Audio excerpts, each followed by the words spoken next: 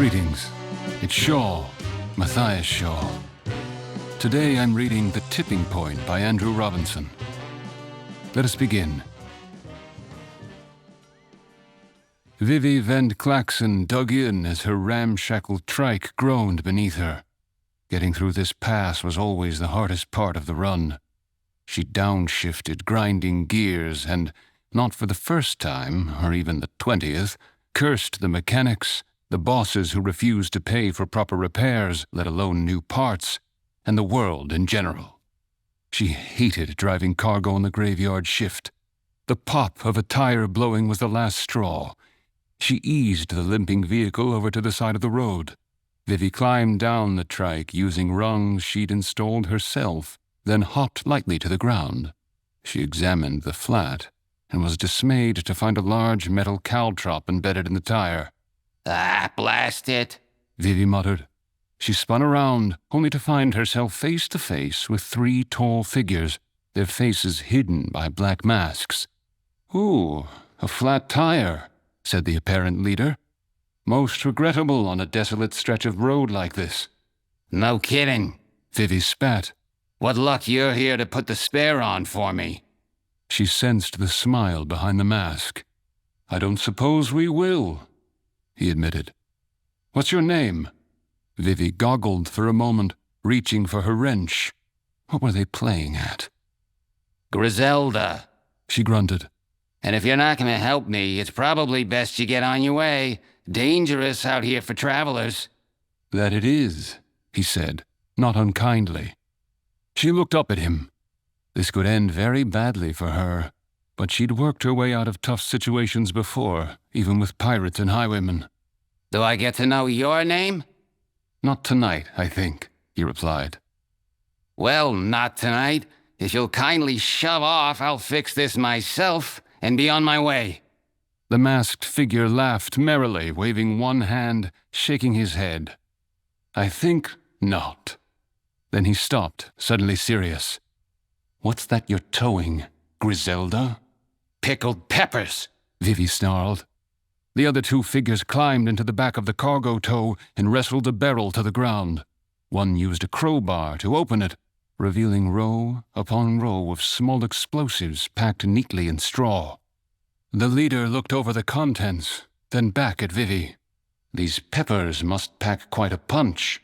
He produced a long dagger. "Hold out your hand, please." Vivy paled. I didn't know," she stammered. "Please don't kill me." "Kill you? I'd prefer to avoid that if possible. Griselda, if that is your name. I like you. That said..." He almost gently pricked her palm with the point of the blade. She looked at the tiny drop of blood it produced and suddenly felt woozy. The leader caught her as she lost consciousness and laid her gently in the seat of her trike. "We can't have you following us." The bandits removed their masks and set about the task of hauling the shipment of explosives, each earmarked VC, to their own nearby cart. "Info was spot on," his first companion remarked. "Nice work, Shaw. Good to have informants you can trust." "Didn't think that was possible in the Undermine," the second said with a laugh. Mathias Shaw smiled thinly. "We'll certainly put this to good use. And anything that puts a wrench into the venture company's operations is a good thing for Stormwind. With any luck, this will help destabilize the trade prince's hold on the Undermine too. Infighting will disrupt their supply chain." The second agent shook his head. "If one trade prince falls, someone else will take their place," he said. "There's always another shark." Shaw hefted another barrel. "We'll see." The Undermine was always a little too cold, and usually a little too dank for Renzik's comfort. He cricked his neck to one side, adjusting his long coat that was stiff with blades. Was it the most comfortable thing to wear? Honestly, no. But experience had taught him that the more weapons you had on your person, the more likely you were to live another day down here. He took a bite from his sandwich. Renzik grunted at one of the 2 street urchins who stood looking up at him.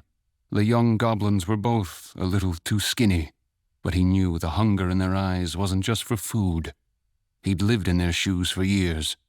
"So what you got?" Heard Skunky Spitflange was tossing dice with the Slackhouse boys today. Did he win? Does he ever? Renzik frowned. He owes Trade Prince Glockscorn 5 large. Yeah, we know. The second kid, a scrawny little girl, couldn't have been more than 9, jutted out her jaw. That's why we ran to tell you. Renzik nodded. Good job, Spatter, Ginsey. He divided the remains of his sandwich and handed both halves to the kids. As they stuffed their faces, Renzik dropped a few coins into their outstretched hands. Go find out where he'll be tonight, but keep a low profile. They nodded and moved quickly down the street, ducking into an alley, no doubt to count their take. Renzik allowed himself a faint smile. "Oh, ain't that adorable?" came a gravelly voice. Renzik had noticed the 2 mid-level brutes from the Krackslagger Cartel, Basque Topscrew and Gizgank Brokebolt, approaching, but he didn't want to pay them more attention than they deserved. "Shivy's playing with kids. What's wrong, Renzik? You miss your mommy? You going soft on us?" Renzik's eyes narrowed as the 2 buffoons shared a laugh at his expense. His fist flashed out, meeting Basque's crooked nose with a crunch, and the bigger goblin fell to the greasy pavement, groaning in pain. Gizgank turned on Renzik, but pulled up short at the shiv that had almost magically appeared in Renzik's other hand, now pressed hard against Gizgank's cheek. Renzik smiled unpleasantly. I seem soft to you? Gizgank gulped and shook his head. Because if I'm getting that reputation, I can think of 2 actions I could take right now to correct it. Okay. Basque groaned as he staggered to his feet.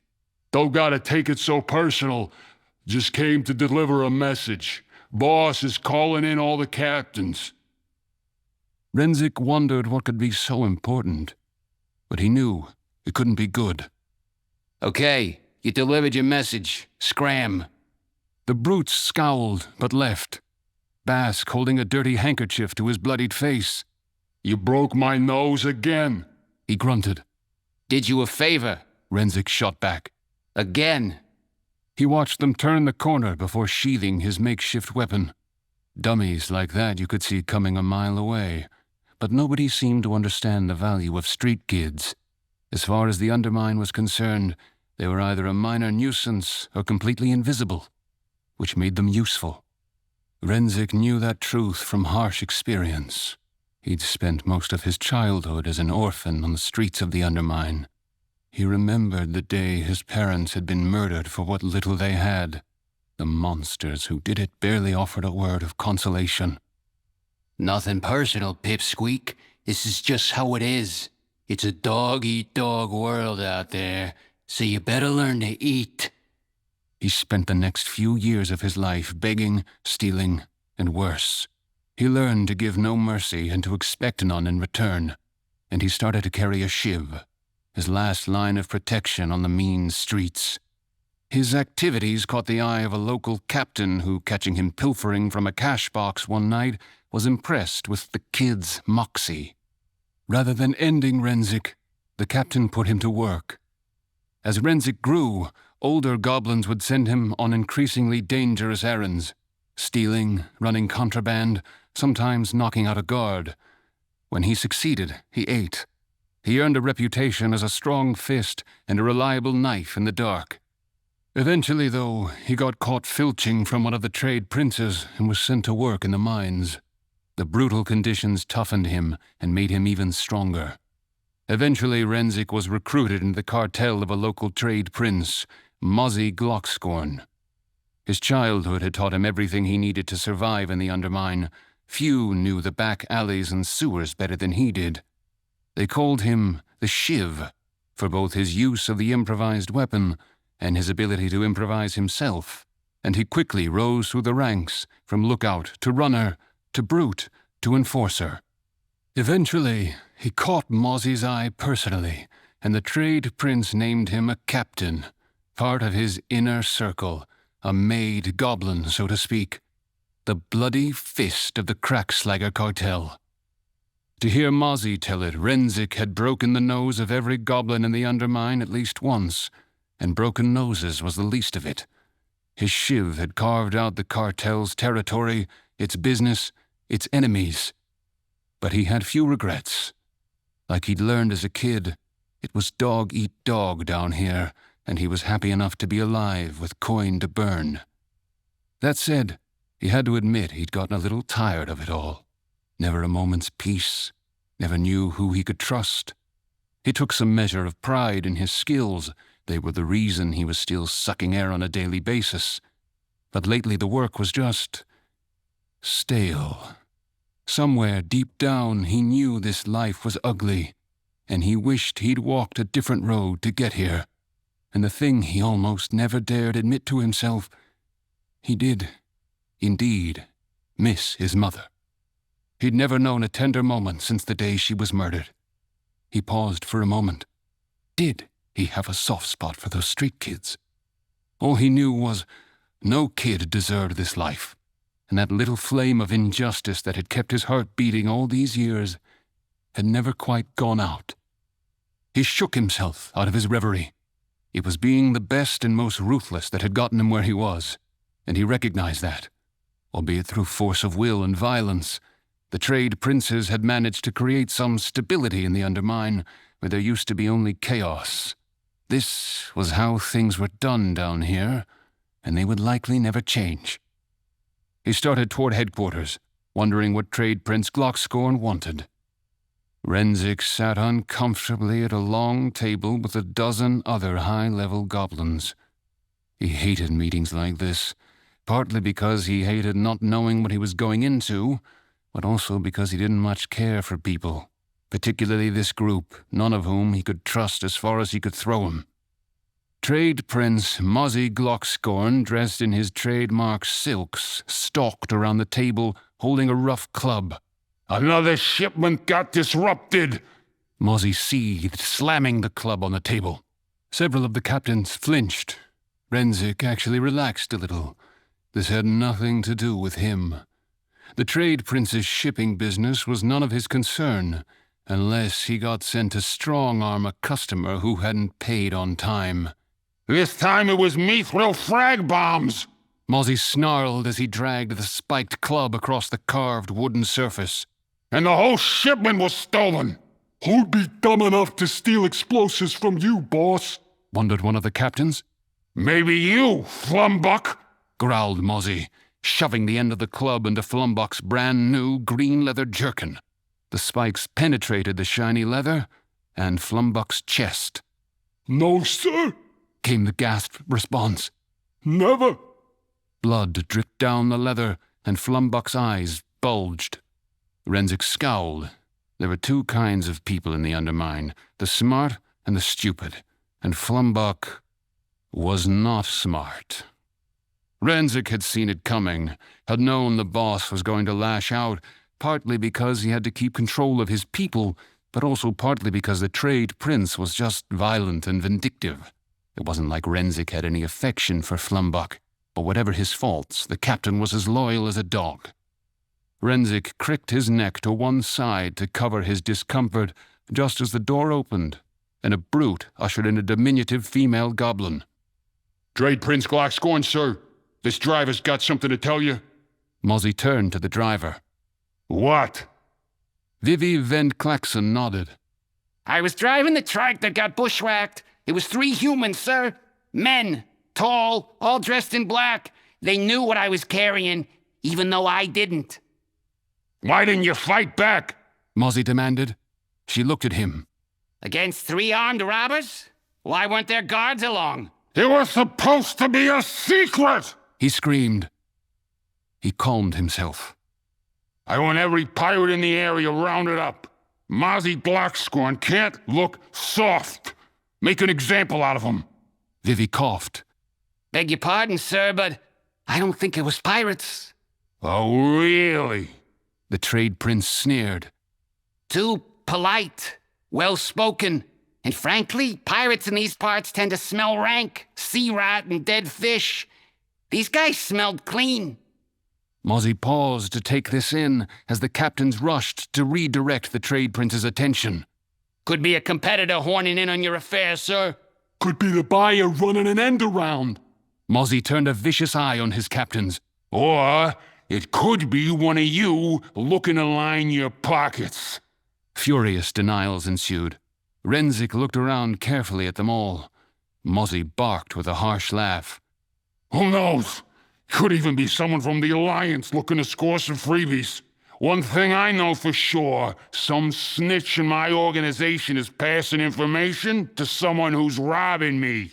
The captains looked around uneasily, casting suspicious glares at one another.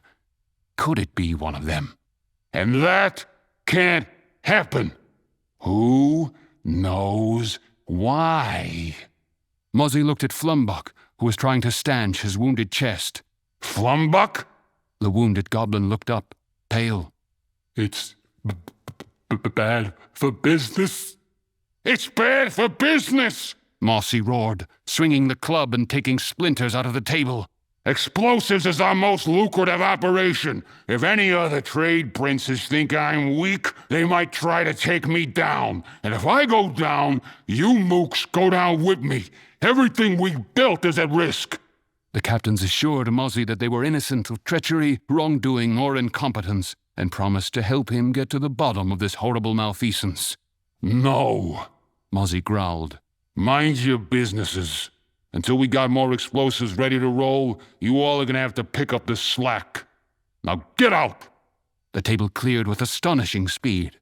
A brute holding Vivy out of the room just in front of Renzik. As Renzik approached the door, Mozzie stuck the club out in front of him. Have a seat, Renzik. Renzik looked at the club blocking his path, then up at Mozzie. Sure, Mozzie. What can I do for you? Mozzie laid the club gently on the table. You're gonna root out the snitch. Renzik was surprised. Me? I'm an enforcer. This is a job for a brains guy. You don't need brains for this. Mozzie grimaced. And frankly, you're about the only goblin here I can trust. Renzik nodded. Plus, you got a talent for pounding heads and getting things I need. Money, information, confessions. Renzik shrugged. Whatever you say, Mozzie. Mozzie smirked. When you catch 'em, let 'em know their usefulness to this organization is terminated. In the cellar beneath Trias's cheese shop, Mathias Shaw pored over a complex map, frowning. What's this, then? Asked Elling Trias, setting down a stein of ale and a plate of aged cheddar. Working on how to get my informants out of the Undermine. Trias cocked an eyebrow. Why would you do that? An informant is only useful if they're in a position to gather information. Yes, but they're also of no use to me dead. Ah, things took a nasty turn after your raid. Indeed, Shaw replied. Trade Prince Glockscorn has his entire territory on lockdown, looking for the traitor in his midst. My informants are pretty sure someone's going to find out about them. Not sure why that's your problem, the Master of Cheese offered. All good things must end. That's awfully cynical. Shaw fixed Trias with a steady gaze. They've put themselves at risk. They've given me good information, and light help me, I can't just let them perish. If you had any idea how rare it is for a goblin to be willing to risk everything for an uncertain shot at a better world. Trias cocked an eyebrow. Vanishingly so, I imagine. Shaw turned his gaze to the floor. I've spilled plenty of blood in my career, or allowed it to be spilled while I stood aside. I find that doesn't sit well with me here.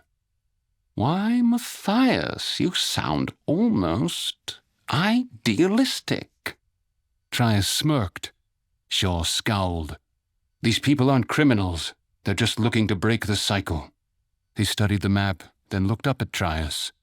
Besides, it'd be far better for the Alliance if they're not caught and forced to confess to helping Stormwind steal their best armaments. The less anyone knows about our dealings, the better. Wouldn't you say? Trias sipped his ale. You make a compelling point. So, given that SI-7 doesn't exactly have anyone who can enter the region unnoticed, as it were, how do you plan to extract them? Shaw knitted his brow, plotting his mission on the map. Isn't that the question? Renzik was getting a little frustrated. This assignment wasn't exactly playing to his unique set of skills, and his reputation tended to precede him. Outside the kids he used, he didn't have informants so much as folks he threatened. But at least he had made progress. He started with an overseer in a nearby sulfur mine who had quailed at Renzik's threat to put him in the mine and had immediately named a mine worker who had been stirring things up. In her ramshackle hut, Fritzy Strife-Talker looked defiantly up at Renzik. Are you nuts? I wouldn't know anything about that. Renzik gazed down at her. Overseer said you're a troublemaker. She sighed. If organizing miners for better working conditions and a living wage is making trouble, then sure. So you didn't tell the mine bosses that you could make things difficult for them? I meant I'd call for a work stoppage. She gave Renzik a plaintive look. I don't want to die, but there are too many workers down here who are dying, whether they're getting hurt or sick, kept poor. The bosses just want you to make an example of me to stop us working together. That gave Renzik pause. His own time in the mines was not something he remembered fondly, and there was no reason to think workers' situations had improved since then. Besides, Fritzy continued, even if I wanted to do it, explosives gotta be chemically blended, refined, packaged. The shipments would be charted and timed. All that's way above my pay grade. Try someone who knows about schedules. She made good points. He nodded his thanks and turned to go, then paused and tipped a lamp off a table, breaking it. Hey! What was that for? Fritzy demanded.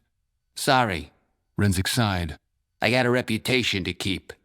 Renzik stopped outside a surprisingly well-kept cottage on the Lower East Side. He'd strong-armed the cartel's dispatcher into naming a driver whom he'd said had complained about low pay and long hours. Deep down, Renzik thought it sounded like management was using him to get rid of another potential rabble-rouser, but he had to check it out. He knocked on the door. Moments later, a young female goblin opened it, looking up at him nervously. Yes? Bezel Narflux? He asked. A young man joined her. I'm Bezel, he said, putting himself between her and Renzik. Renzik appreciated his bravery, protecting her like that. Name's Renzik, he said. He didn't even notice the blood drain out of their faces. Mind if I come in? The couple silently moved aside, and he stepped heavily into the small house. The room Renzik found himself in was, honestly, pretty nice. Not luxurious by any means, but clean and neat. And what they had was better quality than most working goblins he dealt with. There was even a decorative plate on the wall, nicer than he'd expected they could afford. The couple stood there, the wife wringing her hands anxiously. He examined the plate. Definitely not goblin work. He turned back to them. That's beautiful. You buy that in the Undermine? On a driver's salary? It was a gift, the wife offered. Uh-huh. What's your name? He asked her.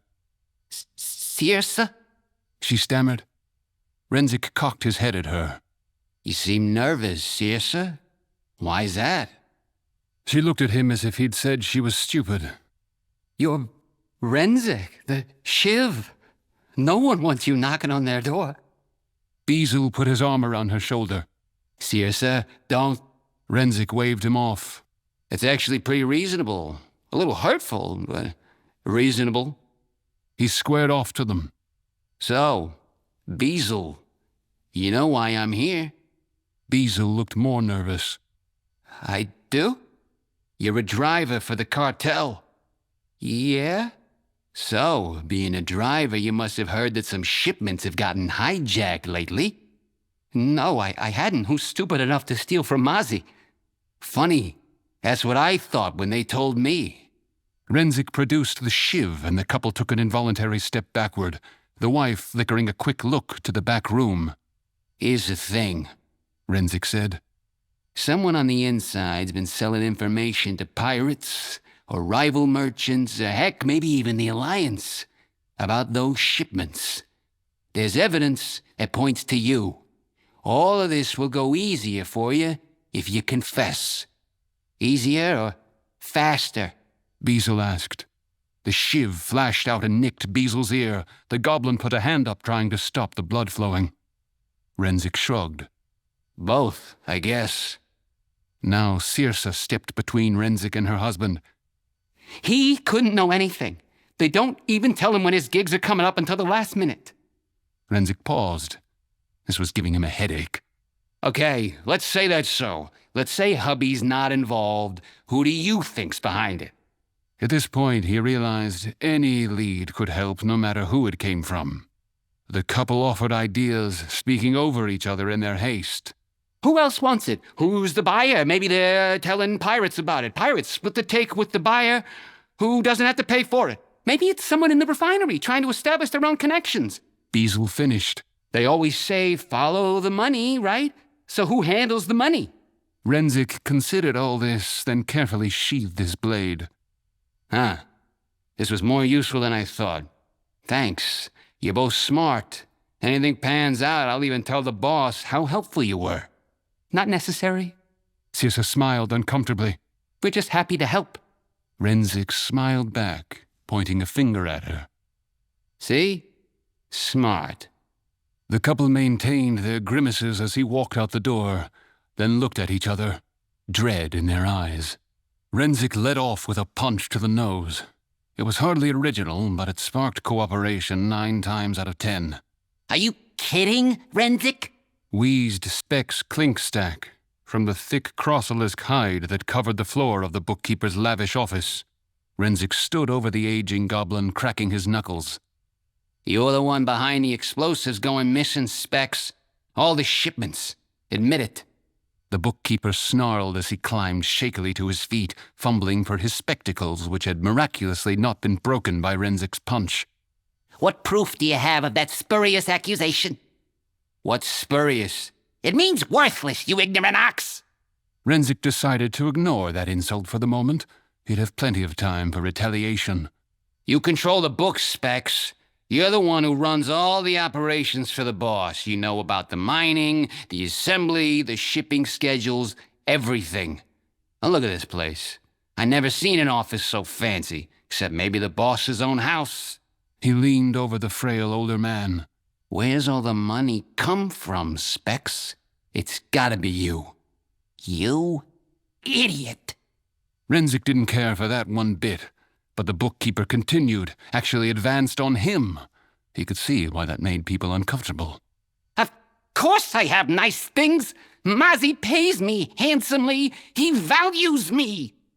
Specs turned to a table that displayed photographs of him with various higher-ups in the organization, either working or enjoying celebrations, and picked up an accounting ledger. He opened it on his desk and thrust it at Renzik. I keep impeccable records of exactly where everything came from.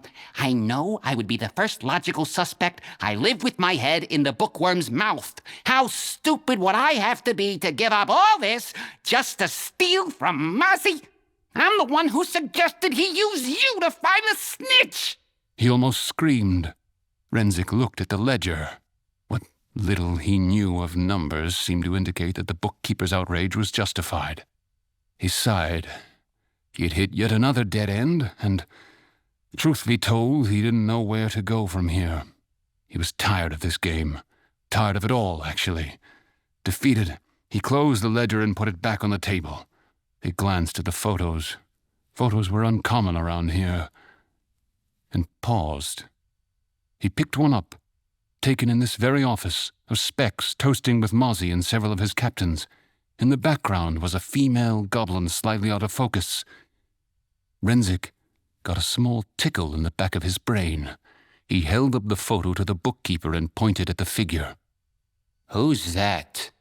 Specs squinted at the photo, pulled his eyeglasses on, and turned away dismissively. That's just one of my secretaries, Circe. Renzik placed the photo carefully back on the table and left. Renzik was in a bad mood as he headed back toward the Lower East Side. He'd kinda actually liked that young couple, and they played him. In fact, he realized he hadn't even broken anything when he'd left their house. Was he losing his touch? As he approached the neighborhood, however, he saw Spatter and Ginzy running toward him. That in itself was unusual. He'd trained them better than that. But he was so intent on his goal that he paid them no heed until Spatter tugged on his coat. Something's up, Mr. R. Ginzy gasped. We've been looking all over for you. Renzik nearly thundered right past them, but thought better of it. Well? The kids exchanged glances. Follow us. The urchins led him through a couple of alleys to an intersection where they pointed out one of Mozzie's lower-level lookouts sitting down, back to a building, asleep on the job. Mozzie would blow his top about this.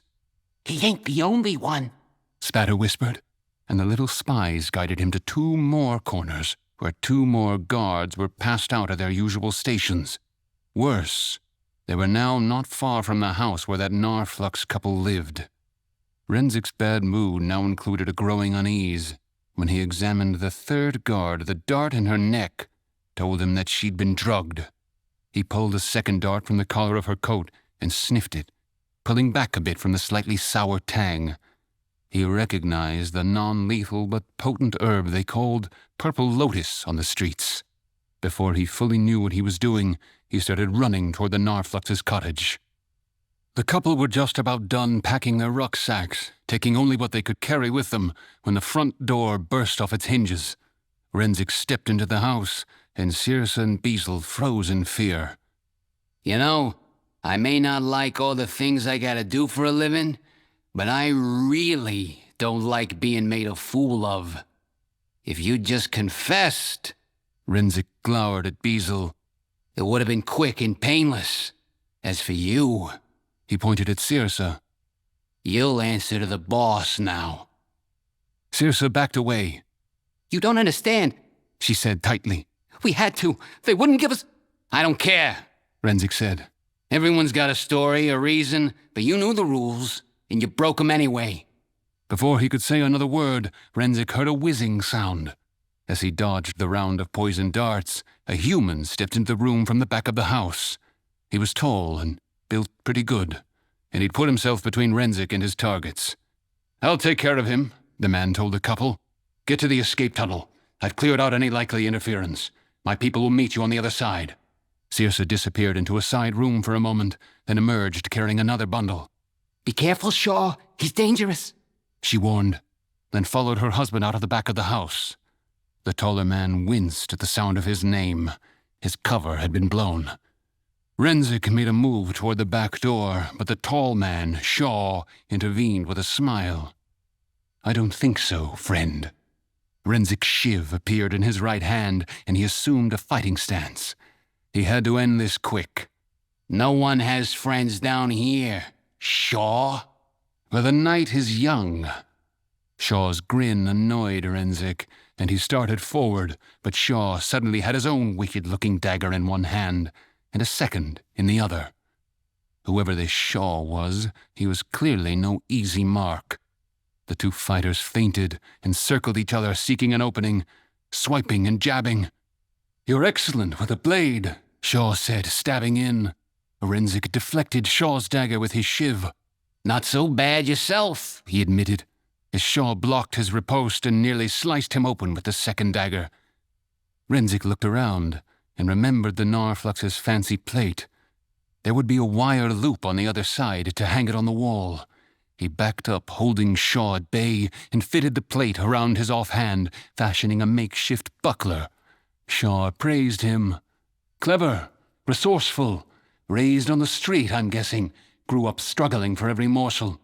Renzik tried to tune him out. "So how, if I may ask, can you stand by your trade prince, seeing the brutality, the violence, the oppression he inflicts on good people like these?" "Vivy was right. No way you're a pirate." Renzik growled as he grabbed a chair and rushed at Shaw, who kicked out and splintered the chair, bringing Renzik up short. "Gotta be Alliance, bringing morals like that to a place like this." "It shows," Shaw shot back. "Selfish trade princes siphoning profits, preventing their people from getting medicine, keeping everyone dependent on their goodwill, which I hear is in short supply at best." Renzik grimaced. The splinter stung, even if the words were nothing new. "Before the trade princes, it was every goblin for themselves. Nobody was safe, ever. At least now there's order." Renzik tossed the remainder of the chair at Shaw, who threw up a hand to block it, giving Renzik an opening. "Are they brutal? Sure. But there's 2 kinds of people in the Undermine. The smart and the stupid. And I know what happens to the stupid." He lunged at Shaw. Shaw leapt onto a low table, which broke under his weight, and he stumbled back, but regained his footing.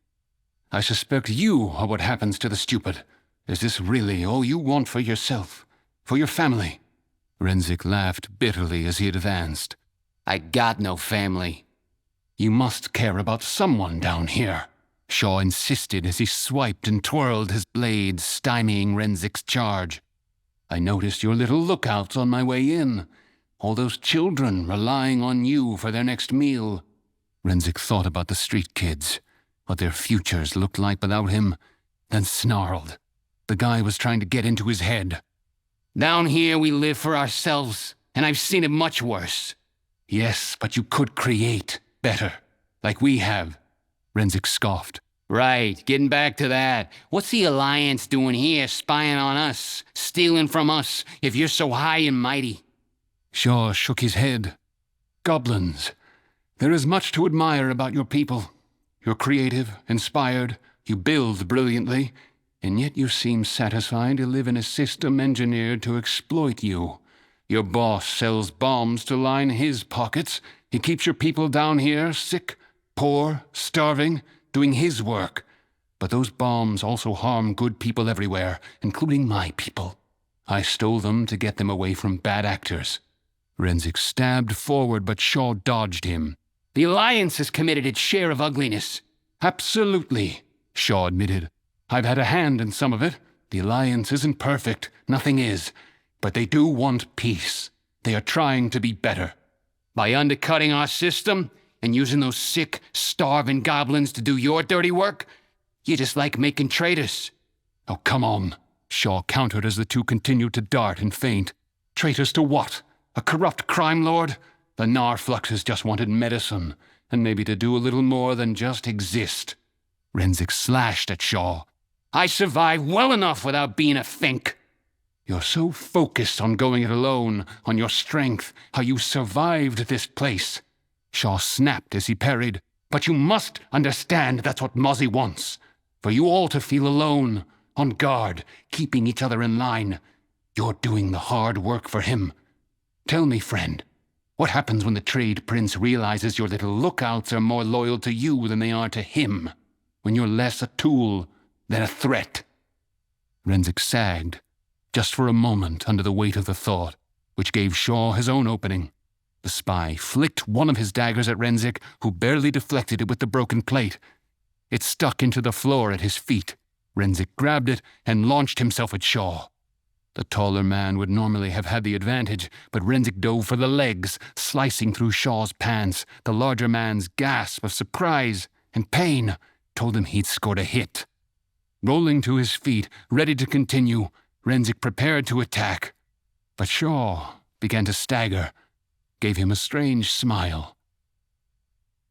Well played, friend. Without another word, he collapsed, out cold.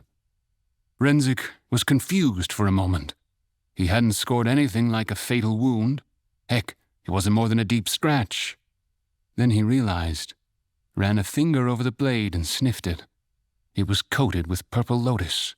He'd gotten the tall human with his own strategy. What gave Renzik pause was that he knew purple lotus was almost never fatal. It just put you to sleep.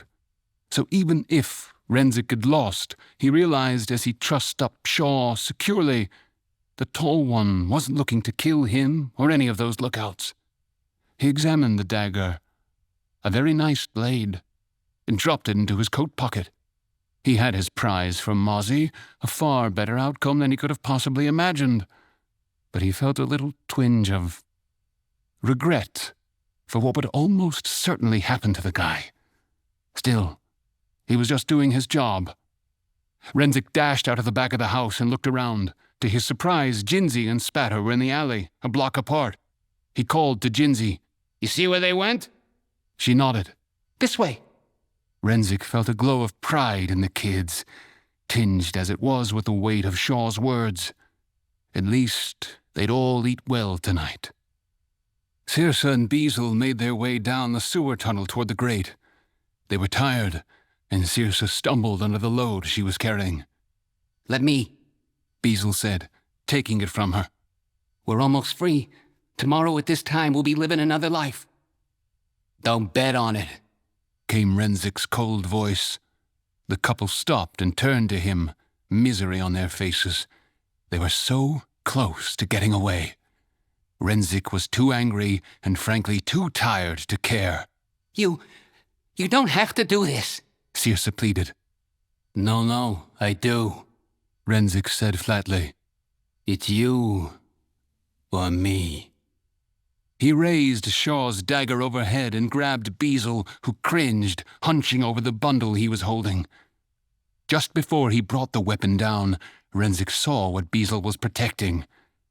A little girl, maybe 4 years old, sick and sweating with fever.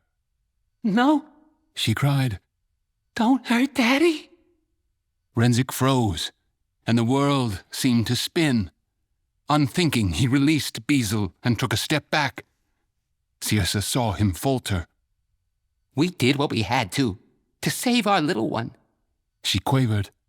What would you have done in our shoes? When Squeaks got sick, there was no way we could pay for the medicine she needs. You've seen Specs Klinkstack's office. Do you know what that's like? To go to work there every day and be so powerless, so poor you can't save your own kid. Renzik stared. It's a dog-eat-dog world, he muttered, 1,000 leagues away. But does it always have to be?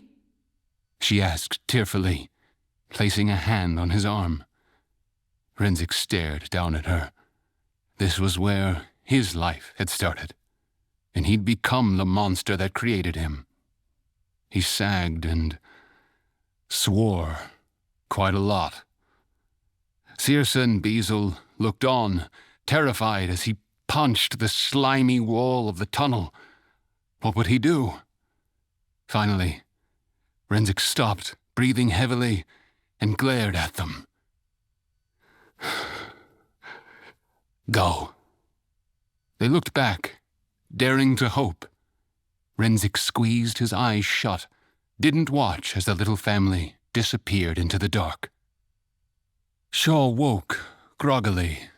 His ear itched. He tried to scratch it, only to realize he was bound hand and foot. He looked around.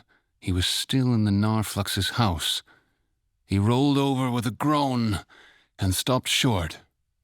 Sitting in the lone, unbroken chair was Renzik, flipping the dagger he'd taken from Shaw, glaring at him. Well, Shaw ventured, I suppose the fact that I'm still alive is hopeful. We got us an optimist, Renzik grunted. Nah, Mozzie is gonna want to meet you. Fair enough, sighed Shaw. What did you do to the family? Renzik paused. They're fine. I assume they're with whoever you had waiting for them? Interesting, Shaw mused. That was a good deed you did. Yeah, well, it won't be good for me if the boss finds out, Renzik muttered. Then why did you let them escape? Renzik stared at his captive for a moment, then shrugged. Scars are a funny thing. They hurt at first, especially the deep ones. But after a while, you lose all feeling there. They look less ugly. You stop thinking about them as painful, see them as a point of pride. You talk about it with anyone who will ask, because they show that you're strong for having survived something nasty. Renzik sighed deeply. But that doesn't mean you wanted to get hurt in the first place. I've been surviving down here for a long time. Like you said, a pretty miserable long time. And I do better than most. But that's because I do my job better than most. You're the first one who's ever challenged that this is how things should be, that this is how things will always be. Shaw sat up slowly. And?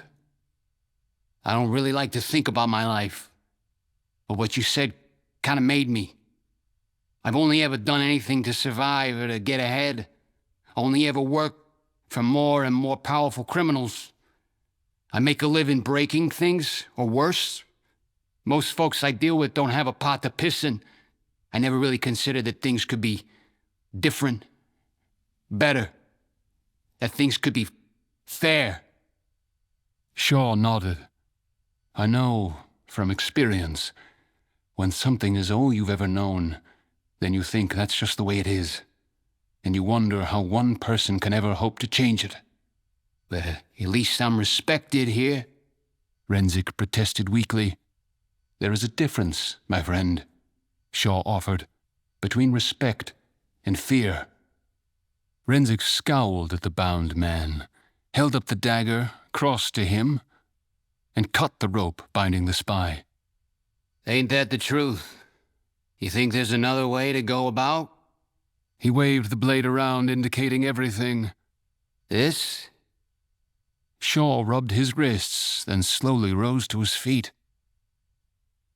Honestly, I don't have many answers, and I can't promise that I ever will. But I see something in you that gives me, well, hope. You're dumber than you look. Shaw shrugged. Probably true. He looked at his dagger. I don't suppose... Renzik snorted.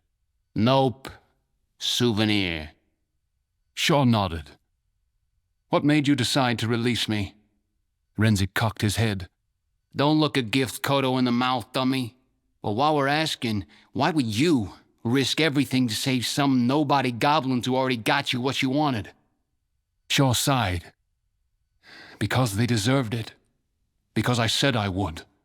And if my word is worth nothing, then maybe I'm worth even less. Light knows I can't pretend I'm a good man, but I can serve a good cause. Renzik stared at him. Shaw smiled wanly and started toward the rear entrance of the house, then paused. He tossed a coin onto the table. Renzik picked it up. It bore a strange insignia. If you can find a way into Stormwind City, take this coin to the Master of Cheese, Shaw told Renzik. Maybe we can help you find what you're looking for, or at least something more worthy. Renzik sheathed his new knife. Just so you know, I don't know that I can ever be a good guy. Already done too many bad things. But maybe I can see being a bad guy in service of a good cause, too. Shaw nodded his approval. If I may abuse the cliché, we're not so different, you and I. He slipped into the night. Renzik sat there for a few long minutes before pocketing the coin.